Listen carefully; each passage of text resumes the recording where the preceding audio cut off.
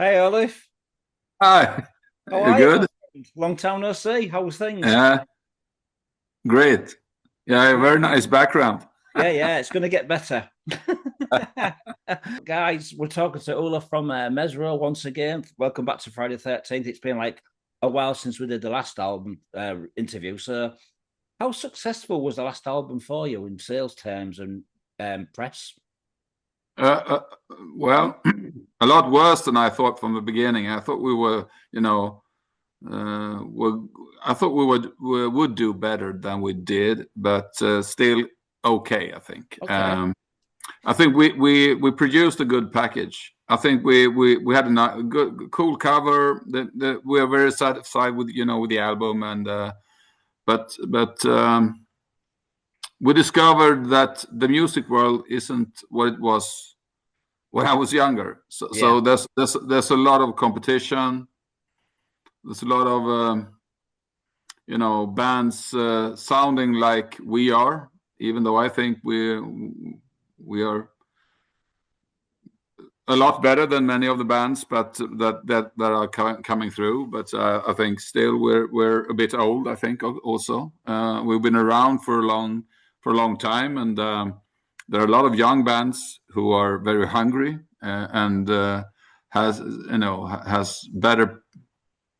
I don't know how to say that, possibilities perhaps to tour and to play uh, we all in the band we all have families and work and we have to adapt to a mixed situation sort of. That's Yeah. tough. That's tough. It's I guess a tough. lot of these younger bands don't have families, so they can go on tour more than you guys can because you've got commitments with family. Yeah, exactly that way. And we try to balance this, and we said from the beginning that we would play, but not that often. But it's been more than than we expected. I think these festivals that we've done, for instance, have been super experience for us. It was super cool, and we really want to do these festivals and smaller tours, but we will never be able to tour for a month, for instance. That won't happen. But still, we want to promote the album. So yeah, we'll see. But the competition is tough, as I said, and I don't know how many festivals I've been in touch with, and we also have a booking agency. And but it's many of the festivals are choosing local bands, if you can put it that way. It's easy for them to book a band from Germany if you're a German festival Yeah, than to because yeah, fly us from Sweden down to Germany. yeah, I get that because of petrol costs and the hotels and all that Yeah, stuff. exactly. But then So, again, these so festivals aren't getting good quality bands if they're going to start getting.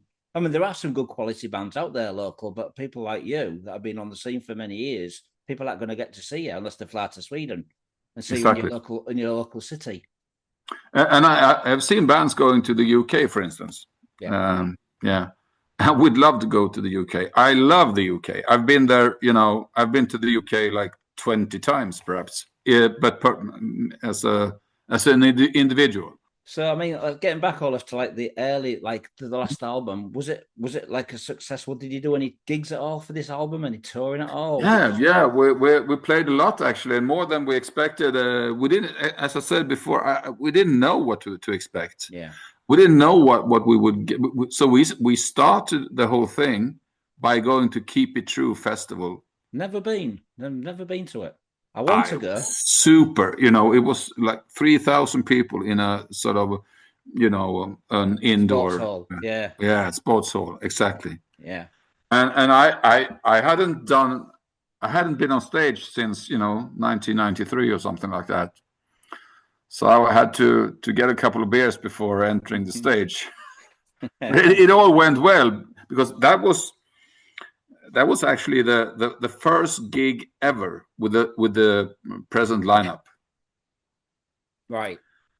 and that was very special. So and we recorded that gig as well. So Oh, so cool. it turned out very good, and so we released this live album, which is also the bonus CD on the new CD. I was going to ask you about that later on. We'll come to that later on. Yeah, okay. No. So that was very special for us to do that gig, to record it and release it. Right. That was sort of on our bucket list to release a live album. Okay, I know what you guys. I like you Swedes. I like to drink because I'm friends with Tad Morose and those guys. Yeah. So I know you Swedish people like a good drink. Yeah, and especially on special occasions. I say. Yeah. And especially perhaps when we were younger. But in Germany, they have a very nice beer culture as well. I've been to Germany like I don't know how many times, but many times, and I love their beer. I love the beer culture, and so it was very nice to have a couple of beers before entering the stage, and I had to do it. But I think back to the question, we've done a lot of festivals, actually, more than we expected, as I said, and we've played with loads of bands that we sort of admire, like Exodus, for instance. We were down in Slovenia at the Tolminator Metal Fest last year, and it was super cool. It felt, besides playing, it was like a vacation. It was very nice. Just a couple of days, but yeah. Okay. So all these things were really cool. All this, and we played a couple of festivals in Sweden as well the first year, and that was really cool to get out and play. But we can't do it too often. No. Did you play Sweden Rock Festival? Was that one of those last year? We've tried every year, but it's always full. It's always no, not this year. We'll see it next year, and. No. So they've said that to us twice now, and but I have contacted them. I contacted them in August, in fact, actually, and we haven't received an answer yet. So well, good luck with that one. I mean, getting back to the first album now, then, Olaf, Then Came the Killing. Is that to you a cult classic album? What did the fans think about? What did people say about the debut album back in the 80s? Yeah. For us, of course it's sort of a cult album. We were there from the beginning. Yeah. And especially in Sweden, because the thrash culture in Sweden wasn't very good at the time, and I think maybe when we started out with Mezzrow in 1987. We really found our thing, I think, this Bay Area sounding thing, and discovered that it was quite easy if you knew how to do it. Yeah. We'd been playing for many years before that, but we didn't find a way, and there were no thrash bands in Sweden at that time, and no producers or older musicians to show you the way. So you had to find it on your own, and it took a while. I can imagine, because it was released on Active Records, Music for Nations. Yeah, I mean, and that was really fun. When I listened to that first album, it kind of reminds me of two bands: Testament, obviously, and then we've got a band where I live in Hull called Reanimator, who are also signed to Music for Nations. You kind of had that vibe of both of those bands. Yeah, I remember the British scene. It was Reanimator and Acid Rain, I think, was, and Centrix, of course, and. All of them were signed to. I think Centrix was signed to Roadrunner, perhaps, but I know Acid Rain and Acid Rain and Reanimator was signed to Under One Flag or Music for Nations. Yeah, that's right. Yeah. Yeah, I remember seeing Reanimator in Sweden. They were on tour with Exodus, I think. Yeah. Nuclear Assault. Yeah. Reanimator, Nuclear Assault, and Exodus. So I saw them in Stockholm. Yeah. Excellent. I knew, you kept. It was very important for us to read everything that you could. We didn't have any, as you know, we didn't have any internet at that time. It was all Metal Forces and things like that, wasn't it? Yeah, exactly. And the Kerrang always, and Shade, the record shop. I've been there a couple of times back in the day. So I was there shopping in 1986 or 85 or something like that. I bought the first Dark Angel, first pressing in there. I remember that. But anyway, they always advertised in Kerrang and had some cool. You could read after the band if it was a new band. You could read afterwards what it was. Oh, it's a semi-thrash, or they expressed themselves really cool. I think so. You always read those advertisements, but it was different times, and I remember when we started out, when we released Some of the Demons, I discovered that we have to adapt to this social media thing. We didn't have any followers. We didn't have anything. We started from the beginning, and that has been tough, because if you want to play outside Sweden, many of the promoters, they check out your social media. Says, oh, this band, they only have 3,000 followers. Now we don't want to book them. So they book a band with 10,000 followers instead. It's sort of like that, or at least back then. Now we have established ourselves in a different way, I think, with some help from the music and our record company. But still, it's a tough world out there. It's as I said before, it's a big competition. Absolutely. I mean, since the days of Mezzrow, you joined Rosicrucian. I mean, I remember reviewing your 2 albums and interviewing Lars back in the day. I mean, speaking of Lars Linden, bless him, God rest his soul. I met him last year on the Anvil tour. He came to one of the shows, but he didn't actually stay to watch the show. He just came all that way to meet me for 15 minutes. He showed me one of my old magazines. He gave me a Rosicrucian t-shirt, and we just chatted for 15 minutes and made a video together. But he was such a cool guy, man. I mean, you must miss him as much as everybody else does. Yeah, it was really tragic. So he came. We played in Stockholm during I think October 2023 or something like that. So he came to the show in Stockholm together with some other friends, and it was really nice to see him. And he was really the engine in Rosicrucian. Magnus, who plays guitar with us now, he was also in Rosicrucian, that's why he joined us. So me and him know each other from back then. But Lars came there, and he wasn't in good shape, but still he was battling on back then already. And he fought the whole way through, and hoped for some solution. And that kept him going, I think. But it was very tough to see, because our guitarist in Mezzrow, the original guitarist, Staffan Karlsson, he also died from the same cancer that Lars had. That man. Yeah. So they in exactly the same procedure. But that went faster. But so Lars, he was really battling. He was really, so it was tough to see. But I wasn't at the funeral. But Magnus and our old drummer and our friend Johnny Bergman, who plays in Man Machine Industry, for it is his band. But they were there to. Right. Yeah, it's just a shame. It's tough. It's just a shame that he didn't get a reunion of Rosicrucian just a couple of shows before he passed. Because when I met him, he looked so fit and well. Yeah. And that was last year. That was like last November. Yeah. It was like so. But I'm so glad I met him, because I've known him for many, many years. We used to write to each other, but it was the first time we met was last year. It was so cool that he hung out with me. God rest his soul, and the odd guitarist as well. Very much rest his soul. I was really admiring him for battling that the way he did, in living on hope and really trying. He was really trying. Yeah. But this disease, when you come to this age, things start happening. Of course they do. Yeah. It is like that, and it feels like a lottery almost. Yeah. It doesn't matter if you live very healthy or doesn't drink or smoke or anything.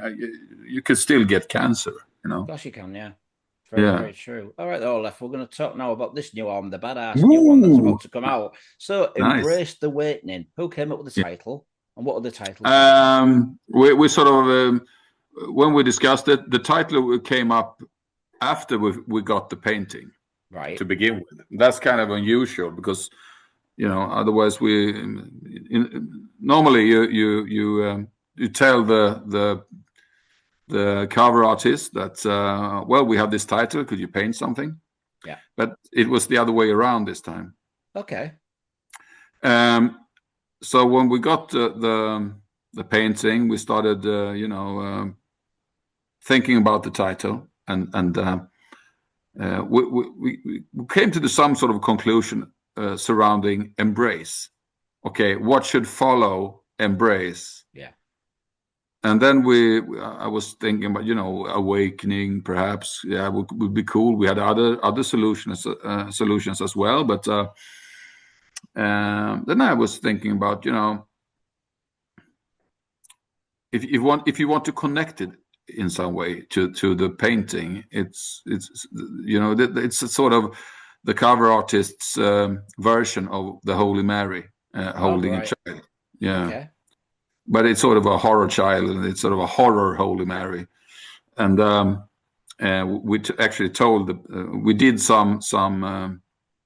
we added some things on the painting because the first version was a bit boring, we thought, and he agreed. So he did the changes that we wanted, and one of the changes was to put horns on the baby. Right. Okay. Yeah, I'm looking at the artwork now as we're speaking.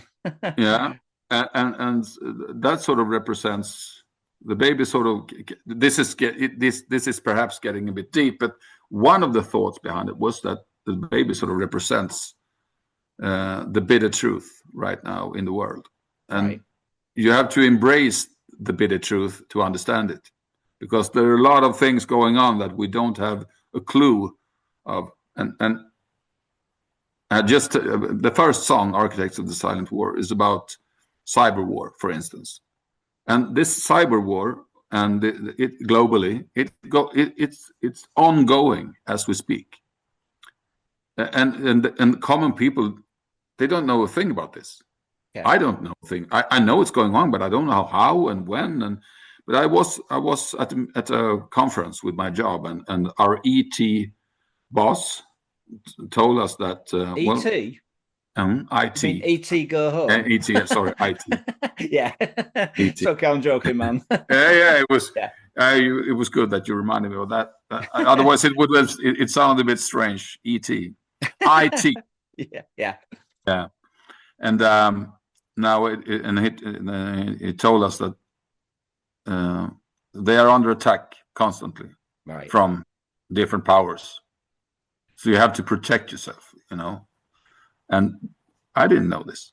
I understand that we are the world right now is in a very tough place, I think, generally. So the concept of the album, sort of, if you look at the lyrics, some of them are a bit metaphorical, but I think I had to write something about that. I had to, because I got really inspired by what's going on. And we have a very tough situation in Europe right now, in many ways, but life goes on. But you're very reminded about the thing all the time in different medias. And if you look at media today, you don't know what's the truth. One paper writes this, one paper writes another thing, one website write this. And for common people, it's not easy to choose the right way or the right path. No, I mean, so that's the whole concept of the album. I think you have to embrace the awakening.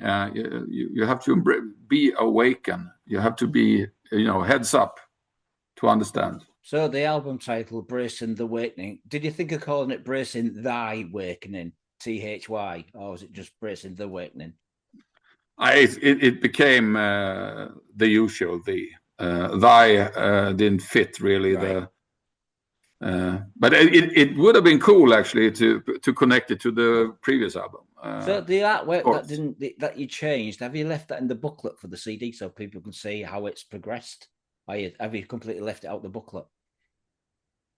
No, I think you can see how it's progressed a bit, but as you know, the booklet is sort of limited in many ways. You get a certain pages in the booklet that you can use, and this time around there wasn't many pages to use, so we had to once you have to fit the lyrics. That's the main thing. Right. Okay. I mean, the album was produced by yourselves. How long did it take to produce this album? I mean, obviously you must have done it in separate studios, or did you do it live together? How did it work for this? No, we actually I think we did it. It took a while. We started writing process in September 2023. Okay.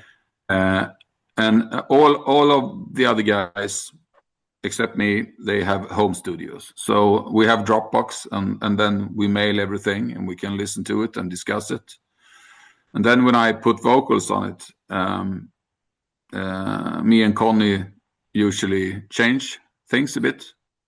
Sometimes we keep it as it is and just put vocals on it, because that's the main thing. But we sort of produced the whole thing together. We discussed everything together, and came to conclusions together.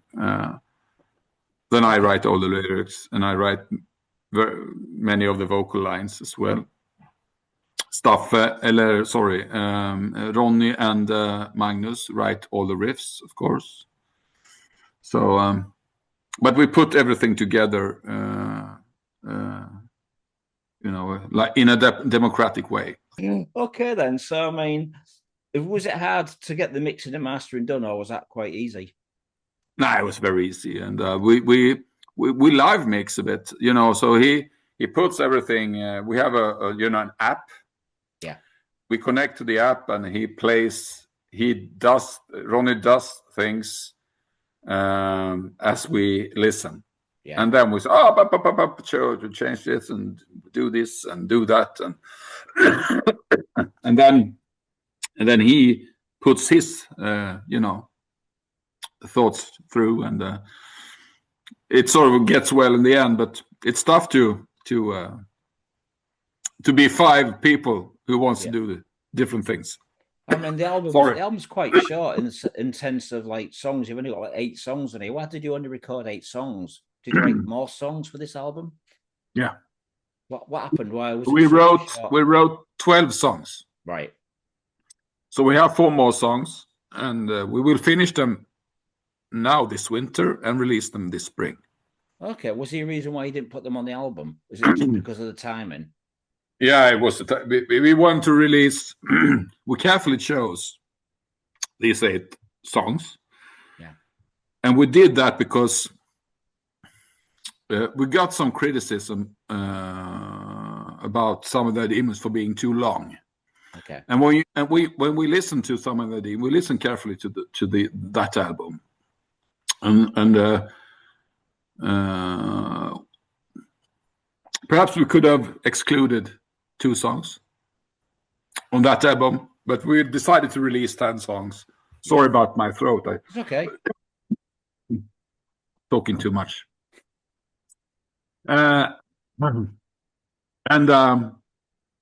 We decided this time around that we would only use 8.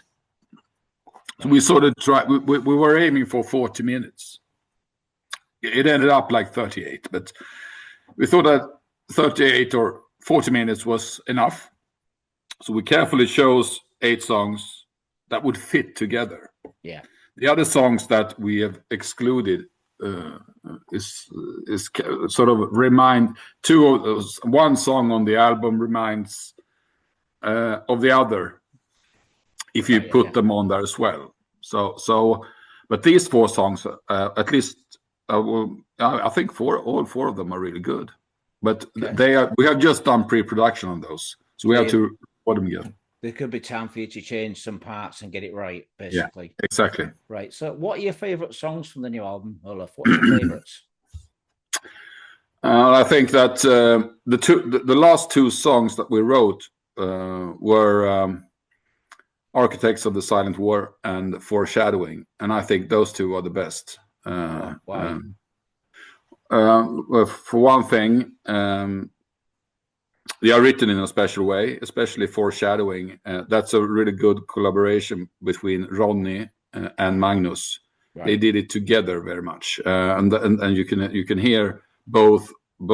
You can hear both of them, in the songwriting, and I think that's very cool. I think that song turned out really cool as well. It's a bit long, but I think the lyrics on that song are really good. I think it sort of shows my thoughts about the world a bit. Right. And I think the chorus is very cool, a bit odd, and I think it's very varied. It stands out a bit, and I think that's cool. And Architects of the Silent War, I felt from the beginning this is really good.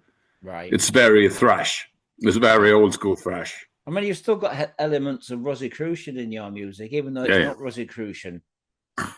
Do you agree with me in that? I'm not trying to make you sound like Rosicrucian, but I think your voice and some of the music as well, it's still captured the spirit of you're absolutely right, and there's nothing strange with that. Of course, both me and Magnus was a part of Rosicrucian, and Magnus has. I usually tell him, "Oh, that sounds a bit Rosicrucian," when he does sort of, when he does some harmonies on the guitar playing, also, "Oh, Rosicrucian," and he always laughs and said, "Yeah, maybe."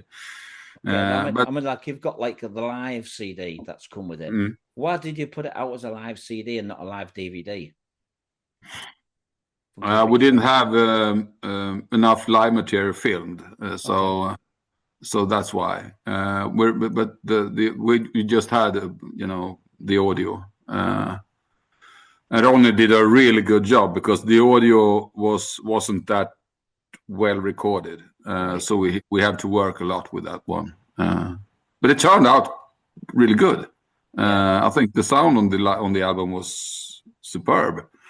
For me, I know how it sounded from the beginning. So to hear it now, I'm really impressed by Ronnie's work. I mean, I've actually heard some live recordings through the sound desk, raw, nothing altered, and they sound really dry but they capture the essence of a live band. I know you guys have got to go in the studio and mix it like any other band, but to hear the rawness sometimes is kind of good. Did you kind of feel like leaving that rawness? No, it was the other way around. I think you from the original recordings you sort of lost a bit, and the levels on the instruments were very strange, especially the drums. So we had to do something about it. We couldn't release it as it was. So Ronnie, we talked about that as well, how we would approach it. But well, I think it turned out surprisingly well. Good. The audience was a bit low, but we kept that. Okay, then. So, what sort of reviews have you been getting so far for the new album? Have you been getting some really positive reviews? Yeah. We haven't seen so much yet, but we got a really good one from Sweden Rock Magazine, of course. It's our home magazine. So we came on third place there in their sound check. I think they have named it the jury. Okay. So Treat won, Coroner was second, and we came third. Last time we won it. Yeah, it was really good, and we got a good review and very exposed in a very good way. That was cool. I got one from Brazil yesterday. It was an 8 out of 10. I was really good, very positive. Good. Could have been a 9, I think, if you read the text, but still. And then I got one this morning from Austria, of all countries. Stormbringer magazine, and I think we got 4.5 out of 5. So that was really good. Okay, well, if you give me 2,000 krona, I'll give you 5 out of 5. Blackmail you. I mean, so when are you going to be touring? I mean, is there any plans to be touring for this album? Are you talking to agents and the label right now? Yeah. We try really hard right now to get gigs, especially for the summer. We will try really, really hard to get to the UK. That's a big goal for us. I really want to play in the UK. And I think the climate for thrash is kind of good over in the UK. Yeah. We will also try to go to places where we have never been. I'd like to go to South America. Everyone wants to go there. Yeah, I everyone guess. seems to play South America, and they always go down very well.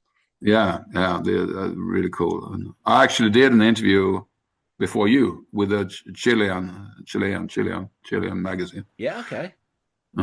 So now maybe you should go to like South America. I know my friends Artillery, they play South America. Like maybe you should talk to those guys and try getting that'd be a good little tour. Artillery, Mezzrow. Yeah. That'd be a good little tour. Would be a good lineup. Yeah, definitely.